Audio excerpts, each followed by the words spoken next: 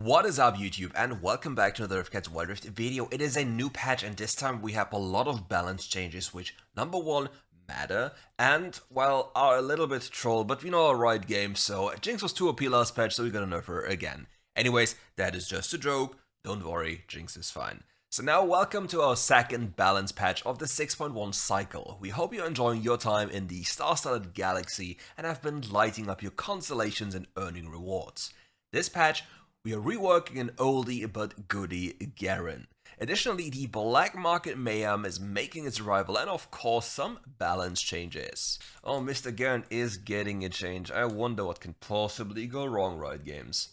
Anyway, black market mayhem. Black Friday is too far away, so we're kicking off our own very own black market mayhem, where you can get skins for up to 80% off. Everything cheaper for Riot Games, I guess. Now for Garen.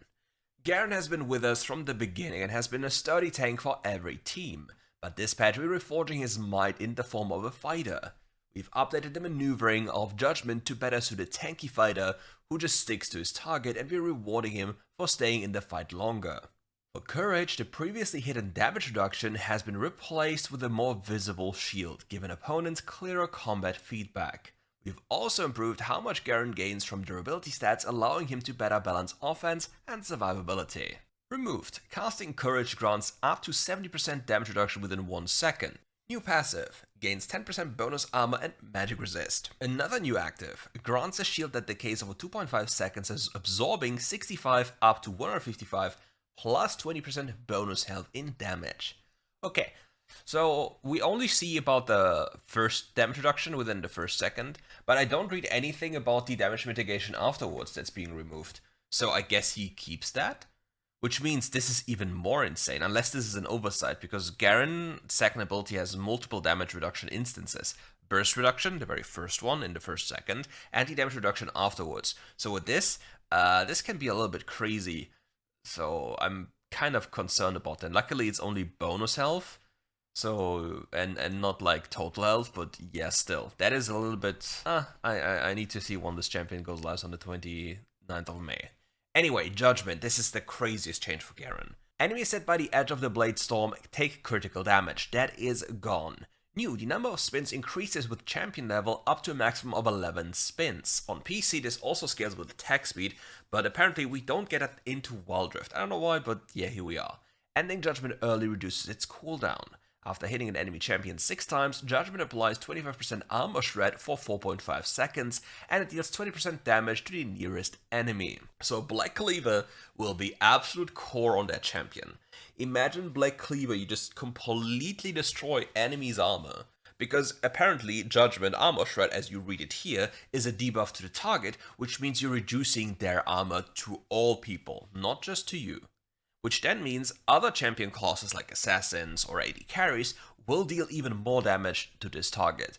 So the problem is here, number one, I don't know if they keep the 4-second part of the Garen W damage reduction. Oh, and by the way, if you want to save big time on incoming skins, especially on the incoming Dawnbringer skins that are amazing, you should check out the Zoom, my partner, description below. You can get WildCores for extremely cheap, and you can get anything giftable in the game for up to 50% less than in-game. So if you want to save big, use code KIRKS, go to the zoo, and now let's continue with the video. Because if they do, this champion got a lot better for zero reason, and yeah, welcome to one-shot Garen, and have fun top laners. Top lane is a lot more painful than it was before. Jax. Leap towards, we are now bringing back the beloved Leap towards, so Jax mains, rejoice. Leap Strike can now be cast towards, and the jump speed has finally increased. You remember when you feel like you want to jump, and as long as you don't jump like max range, it's like so slow. Wait, Counter-Strike Jax now dodges abilities with on-hit effects? Does it also, which one didn't he dodge? I think Fiora Q he didn't dodge in this game. Ezreal Q he didn't dodge. Anything else that comes to mind? If you know about something, let me know in the comments below. Sona. We have noticed Sona players are struggling to find the harmony when it comes to the timing of consuming passive stacks. That's called skill mastery or champion mastery, Riot Games. Now a passive will only be consumed when attacking enemy champions or epic monsters. Since she's already performing well, we're also tuning down some of her power. Yeah, a photosynthesis, like an AFK champion is performing well that has no responsibility. I wonder why. Power chord. Stacks are only consumed when attacking champions or epic monsters. New pants grants full stack of passive when respawned. Hymn Novella. The damage is decreased, from 50 to 40, which is I think fine.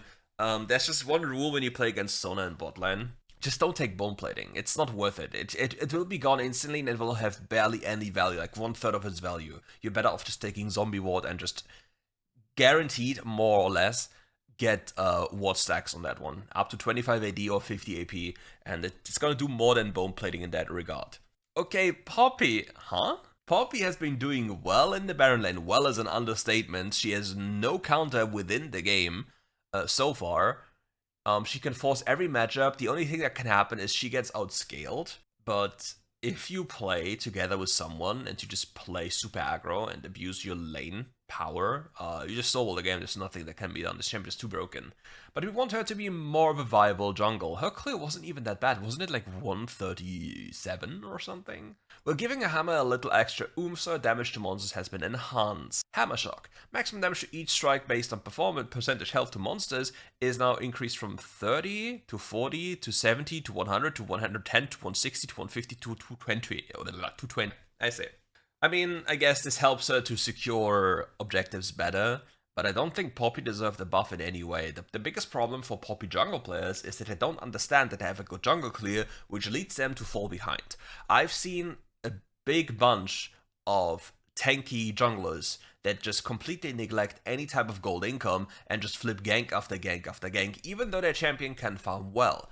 Rammus, on one hand, for example, can't farm well, but he can gank pretty decently, so he has to gank more often than, for example, a Poppy, who cannot gank as well, but has way better farming than the Rammus. So again, it's mostly linked to the people, like most of the changes in WildRift. They're not really related to real balance or imbalance, they're more likely about perception of the biggest part of the player base, which inherently isn't wrong, it just feels super weird to see when champions that are broken getting, like, in any way type of buffs. Set should feel stronger in early games. You want him to be able to suppress his enemies, so you're boosting his abilities in the laning phase, which will improve his power to chase and kite. Okay, this is a very good thing. Set was definitely underperforming, and if you're like, but in my game, Set is always stomping. The problem is, people, like, Set is a champion that feasts on mistakes. For example, you have this super tanky on your team, super tanky tank with Hearthstone on your team with 2,000 stacks. And he doesn't know that he can't, like, position in a direct line to his team, and the Set just suplexes him in, and then, yeah, the entire team is dead. That is Set's gameplay loop. In lane, he doesn't really have much damage, and he doesn't even have that much, like, regeneration anymore. It's not really that insane. So what are they doing? Base health regeneration is being increased from 7.5 to 10. Health regeneration is per level increased from 0.55 to 0.8. The passive is being increased from, instead of 7 per champion level plus 50%, it is now 9 to 50% as well. And the knuckle down movement speed sees an increase from 30 to 35. The only thing I'm pretty scared about is this here working together with the second wind, as well as plated steel caps, because plated steel caps obviously scales off your passive. So it's basically a double buff, and depending on what build you go for, let's for example you go hard steel also double dips into that one, so this gets a little bit troublesome. However, this doesn't make him win against divine champions, so that is still what we have to keep in mind, but it's definitely helping him out. He wasn't too strong, so this is completely fine. But yeah, this here needs to be monitored in combination with second wind, plated steel caps, and hard steel, because that could be a little bit crazy. If the enemy isn't smart enough to get divine and picks a Trinity Force, then well, yeah, good luck. Shen often struggles with wave clear, making it tough to decide when to support his teammates. We have increased his laning speed to help with lane control and timing to support. Twilight Assault, damage to minions 100% to 150%. Definitely deserved. I don't think Shen was in a very crazy spot for top lane. He was better off in jungle, so not too much of a problem in that regard. Xin Zhao has been struggling lately, and we want to give him a boost so that he can confront other junglers better. So, okay. Did you see a Xin Zhao that wasn't griefing it out of his mind, really struggling? I didn't. It's usually linked to player issue or draft issue. So what are they doing? Audacious Charge. The base damage increases by 5 in total, we see here on rank 1 on the highest rank, and the attack speed sees an increase from 40 to 45. Does this change the starting skill of Xin Zhao, which is W, or does it really now take E? This needs to be tested, but I still think we still start with W on WildRift, whereas on PC would start with E with this, because it's simply more damage in this game. But yeah, okay. I don't know why, but here we are. Evelynn. Evelynn has struggled against other junglers in this patch. We're boosting her burst potential to give her more kill threat towards her enemies. Yeah, I mean, Evelynn was struggling since the change of sudden impact as well as the durability patch. We have to be honest about that one. But everybody hates Evelynn being meta. Everybody hates Evelynn, and if you had Evelynn type 1 in chat or something, I think you're pretty much right about that one. Hate spike. On paper, this doesn't look so much. Yeah, it's just a 10% increase. But every time Evelynn presses this ability once, there's 2 lashers that come out. Or 2 lines. Is it lashes or lines? I don't know. I think the first one is called lasher and the other one is called line. So we have 20% on each individual cast. So it's 40% in total on 2 Qs. And realistically, I think you're easily able to get 1 off. And with Charm, I think you get 2 if you have the time. So 40%, that is quite a lot. Because it's her most used spell, it definitely helps her for clearing as well. This makes her a lot better. But the question is, can it make up? I think it will maybe break roughly even if she gets more Qs with the old sudden impact. But I don't think it's gonna make her OP. She will definitely come back into the game, but not in the way she was before. Because every other 80 stat check champion still exists in the jungle, making life hell, and Evelynn has to feast on bad players or people not aware of her existence to get fed. And even if she's fed, if the enemy jungle or players build mercs or more, the entire existence is gone. You can't play the game anymore. Which means that Evelynn as a champion usually wants to be picked in very low AP heavy teams. Like, you want to have very little AP on your team, like at most 1, maybe even 0, that Evelynn is solely AP, that she can truly feast on the enemy's lack of MR. But then again, the problem exists that more is an item that is pretty good anyway because it has damage and we all love damage. Another change comes to the ultimate Last Caress. We have a 95 to 90 and just a 5-second change. This is quite cool. Changing damage to ult doesn't really do much because it usually kills once you get them. Like, once you want to press ult on Evelynn, they're low enough for you to kill them with ult, if you know what I mean. So damage changes wouldn't matter too much. Cooldown changes are a lot better. But yeah, definitely not something that is too crazy. But the first ability change is an insane buff. Vex. Vex relies heavily on her ultimate and early tempo, but falls off late game. We are lowering the cooldowns of her major damaging abilities and improving her passive scaling to boost her consistency in teamfight, making sure Vex can consistently deal damage even without her ultimate. Passive, Doom and Gloom. What do we have here? 16 plus 8 times your champion level plus 20%, to 16 plus 10 times your champion level plus 25%. That's a big buff. Mistral Bolt, cooldown minus 1 second. Okay, what does this change?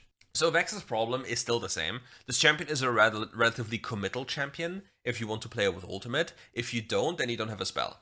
She's decent into mobility heavy champions that want to dash a lot, which then punishes them with the passive Doom and Gloom because they take so much damage. But the champion still has the same problem. If you view a control mage, you want hyper wave clear from range, and Vex doesn't really have that. What definitely will help is the cooldown change on the first ability. This is very, very important since it's a most used spell.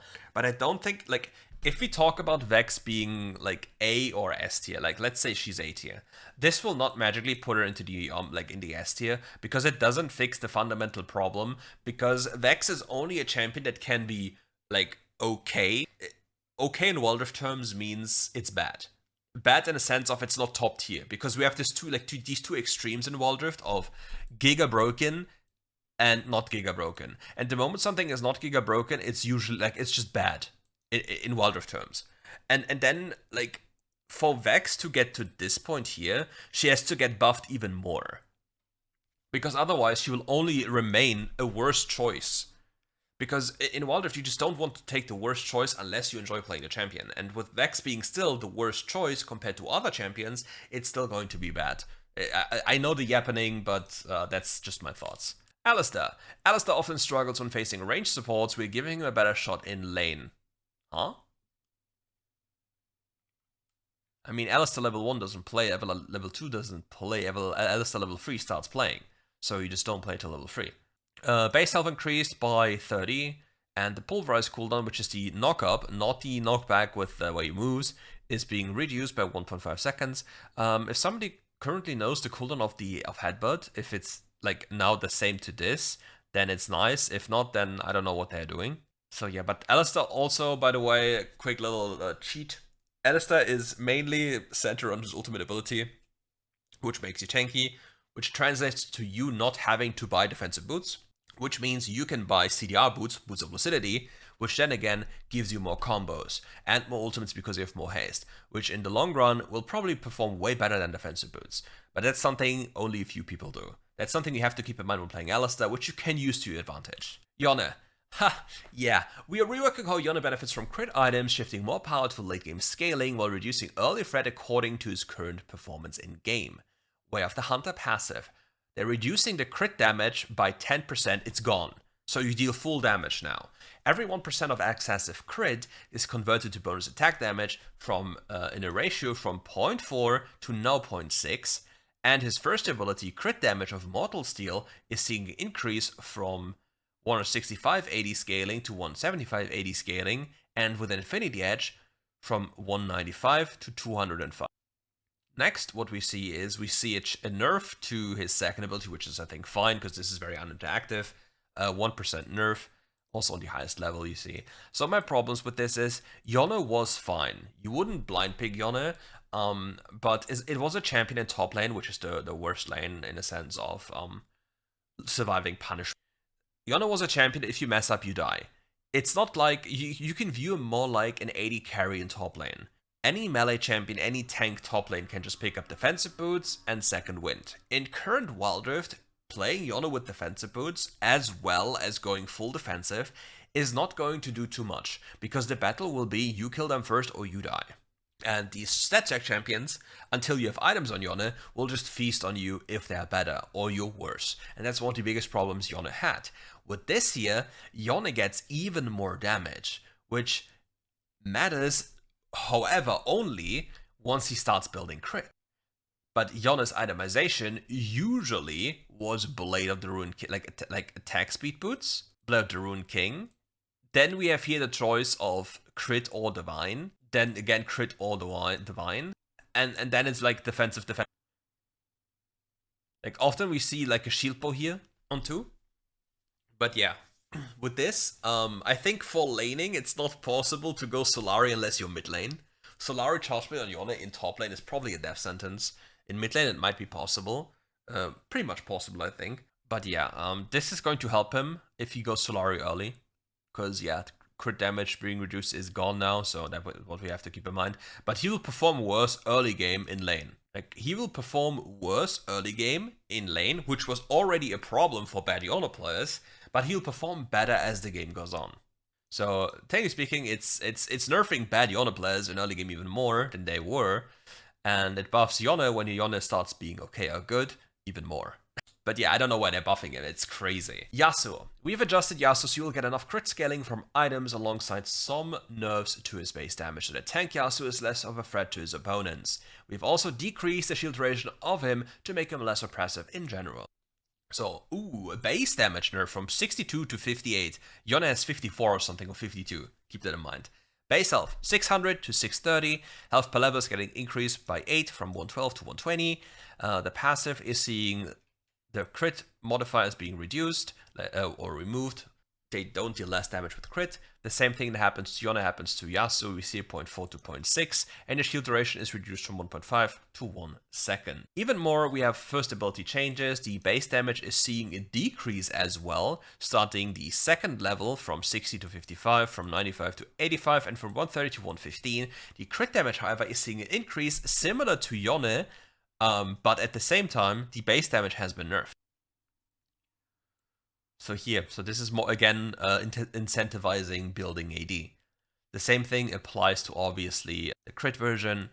So this is an incentive to nerf tank Yasuo and make people play crit Yasuo again. But the question is, how likely is it that crit Yasuo is going to perform because he dies so fast compared to tank Yasuo? Would you rather deal a little bit less damage and deal more damage over a period of time, or would you deal crazy damage but die in an instant? That will come down to the game, but there's definitely an incentive to make you play Crit Yasuo, because Tank Yasuo is just non-interactive, boring. Gnar. Mini Gnar has been wreaking havoc, so we're trimming his attack speed and burst. The Rage Gene. But his attack speed 0 to 110 to 0 to 1 to, from 0 to 90. The bonus damage of his third attack from 6.5 to 6 on the highest rank to 12, so it's a 0.5 every single level that's added on top, so minus 2%. That's a good nerf. Definitely targeting what is really annoying about Gnar. Will definitely make his closer matchups really hard. But overall, like for the casual Gnar player, this will barely be noticeable. So that's what you have to keep in mind, because this is all about spacing, power of W, etc. But again, nerfing a champion like Gnar on his second ability is fine, but I don't know why we don't see Poppy. Nasus. Nasus is too dominant in the early laning phase, making him inconsistent with his late game scaling identity.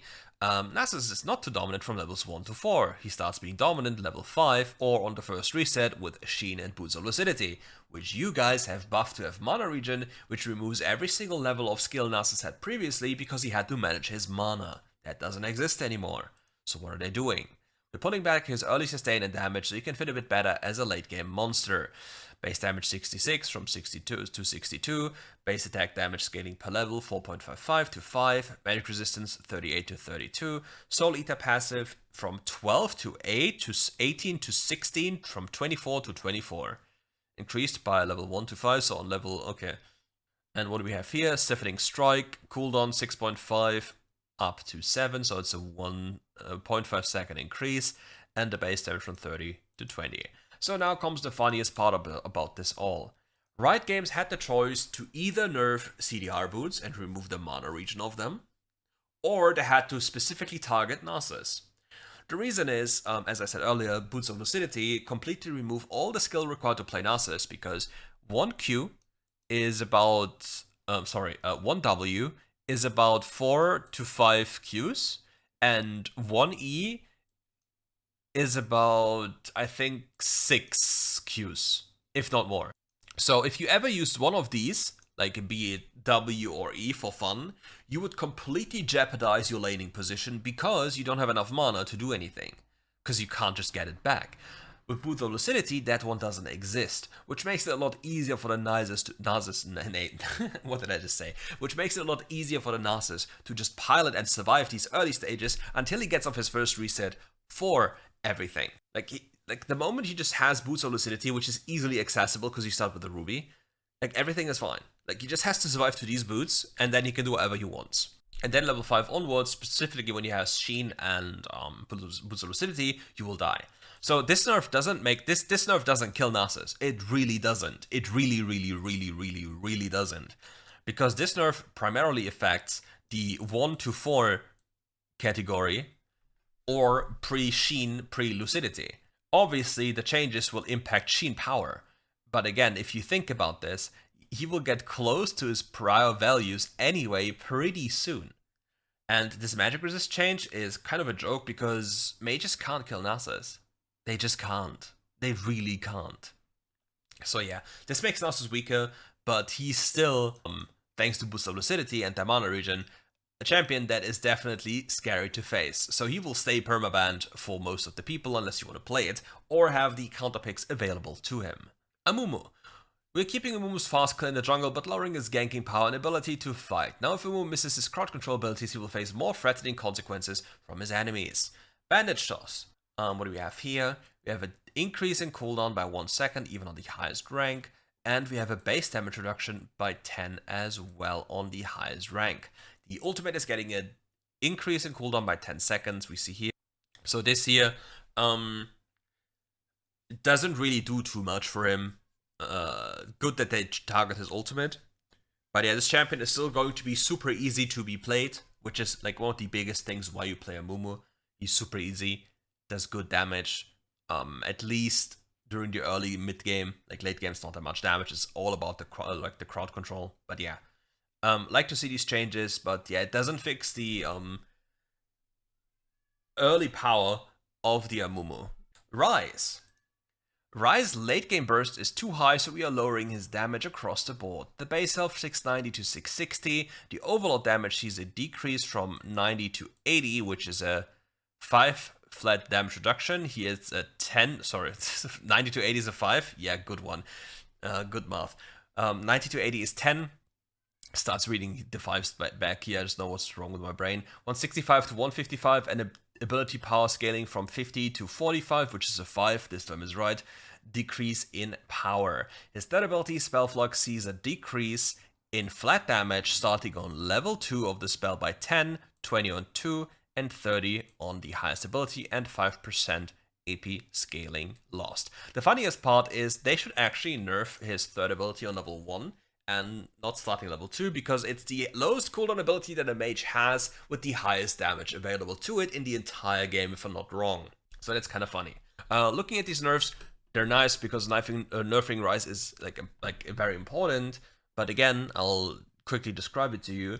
The champion here, it makes him weaker on, like, you know, first item, second item, and then you have 3 items on Rise. And your 3 item on Rise is equivalent to 5 item on other mages because of how your scaling works and how your passive works. So you start one-shotting people by so much that this damage change is barely noticeable. Like, this damage change will barely be noticeable as the game goes on. And like only really potentially matter early. But again, Rise will still be broken. You have Boots of Mana, Tear of the Goddess, Rod of Ages, Archangel, Rabadon, your god, and you just watch everything.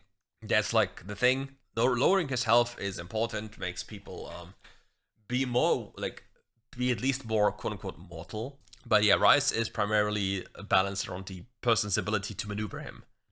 And even if he can't maneuver him, if he gets to enough items, he just smashes his device with a few button inputs, and suddenly the entire team dies. Jarvan is a jungler relying heavily on game pace, which requires more opportunities and abilities for him in early game and mid phases. That's why we are boosting him accordingly. The Marcian Standard. 5% attack speed buff, across the level. Damage sees a 5 damage buff on that ability. And Cataclysm, a 5-second cooldown reduction. Jarvan has one of the fastest jungle clears for 80 jungles. I think it's 137, which is pretty good. So that's what we have to keep in mind. And Jarvan, unfortunately, as a champion, nice typo by the way, is a niche pick. You pick this champion into low mobility. Into low mobility, he's very good because he locks him down with the Cataclysm. Other than this, he doesn't really provide as much as other champions would, which make him, as I said earlier, for example, not a priority choice to be picked. Olaf. We noticed that Olaf is performing struggling when it comes to clearing jungle camps among his peers, and also weak in early fights and ganks. We boosted his speed in jungling and early team fight. Undertow. Base damage from 50 to 50, but then 10 up on every rank, up to 260 from 230, and you reckless swing damage ratio to monsters from 80 to 95. So finally enough, there was a time where Olaf was pick or ban. This champion cleared way too fast when his third ability dealt too much damage. Nowadays, it's not that much of a problem anymore, but Olaf is a champion that will absolutely stack check you. And nobody likes to play against that type of champion, like for example Gwen, Olaf, Volibear, anything else comes to mind? Like these type of champions. And they're super broken once you link them up with a Lulu, for example. That makes life living hell.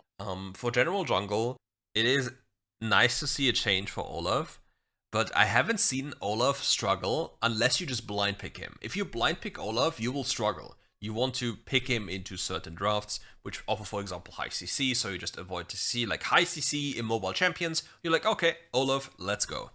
If you're like Olaf into champions that have multiple blings, you just play Olaf into RA Ezreal, like, how are you supposed to get them?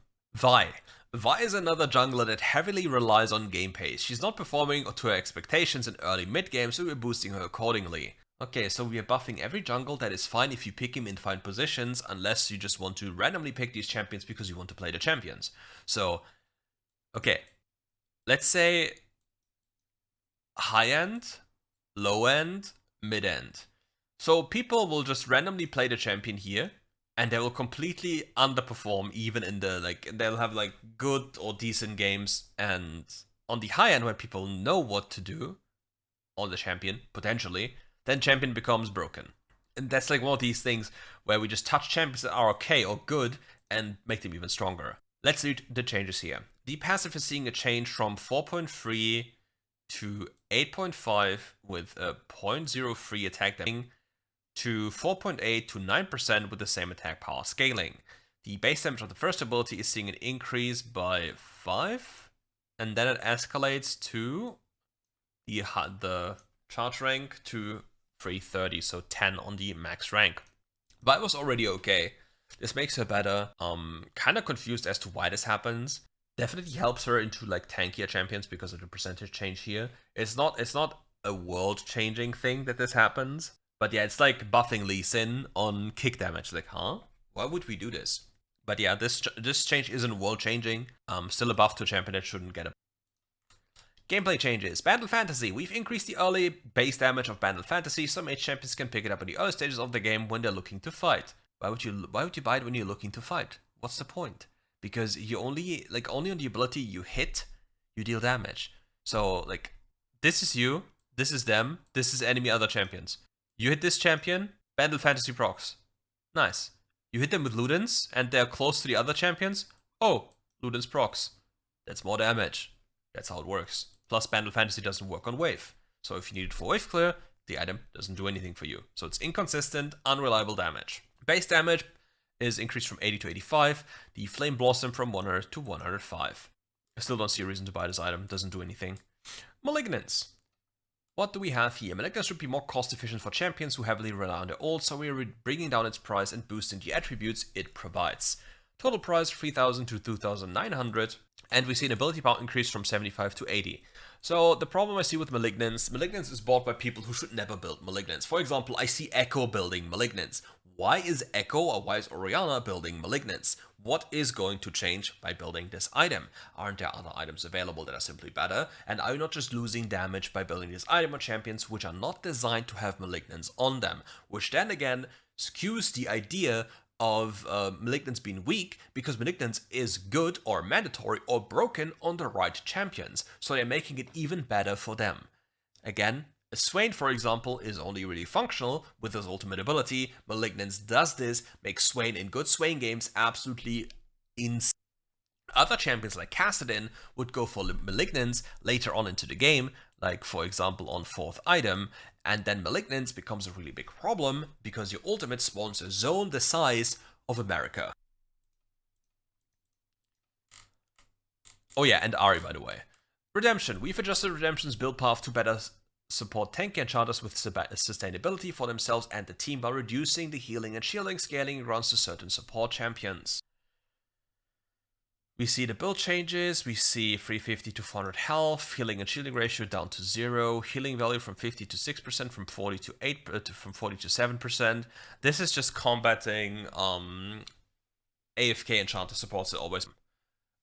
This item is not necessarily good on enchanter champions. It's decent on enchanter champions that are mana hungry and have terrible AP scalings. But if your champion has decent AP scalings or other items available, you don't put Redemption, because Redemption doesn't really do too much, outside of giving you a little bit of health. So yeah, people are just suffering from people's itemization, so here we are.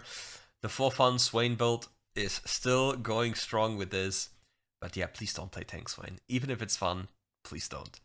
Harmonic Echo has been offering too much healing, making it hard for the other team to counter. Thus, we've preserved its burst healing identity but lowered its overall effectiveness. Or really, Harmonic is broken and all you do is remove 2% healing and shielding and change the bonus from 40 to 30%. Wow, that's a crazy nerf to the most broken support item in the entire game that needs to be actually gutted. This item needs to be shot, it needs to be removed, it needs to be fixed. This item is so broken, and I see so many support champions not building this item. People still live in a world where they go Boots of Mana instead of Boots of Lucidity on lower AP ratio champions, and therefore some reason don't go for Harmonic Echo. And I don't understand why. This item is busted. So if your champion is, for example, the Water Splasher Nami, and you don't go Harmonic, what the hell is wrong with you?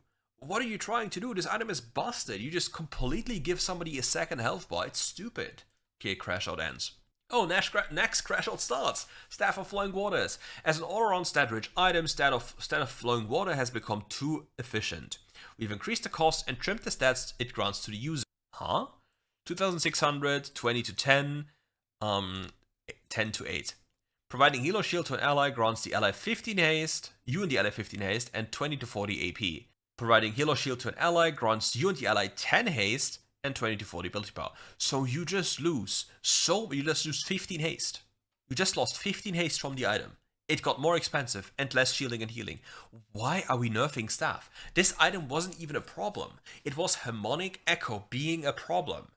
Why are we nerfing an item? They are nuking this item compared to Harmonic. Can you believe Riot Games?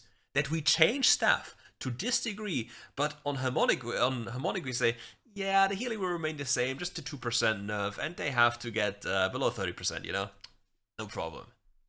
I don't know, Riot Games. You're crazy. Ardent Sensor. To prevent excessive stacking of healing and shielding power across multiple items, we are reducing the value provided by Ardent Sensor from 10 to 8%. I get it that we have a problem with healing and with shielding specifically, not with healing so much outside of Harmonic and but please, can we nerf Gargoyle? Can we not make it that every game requires you to have anti-shield and anti-healing for about 1 year or something? And it's still going to be the case. Still. Yes, I love to see support nerfs. Every single time I'm on my knees begging for support nerfs. But yeah, that is not the way I would have done it. I'm still happy to see support nerfs, but Harmonic nerfs, questionable, Riot Games. Apart from that, it's a decent patch and you will rarely hear me say decent stuff, even though there are a few things that are really, really weird. But yeah. With that, we are at the skin. Dawnbringer Viego, May 13th. Xin Zhao, May 13th. Nightbringer Shen, Nightbringer Swain, and Nightbringer Lee Sin. Okay, I think we miss one. Yeah, we miss one. Oh no, it's done here. We got debated. And yeah, with that, we're at the end of this video. Thank you all for watching. If you enjoyed the video, leave a like and subscribe to the channel. Come back for more RiftGuides content, and see you soon. And have a beautiful day.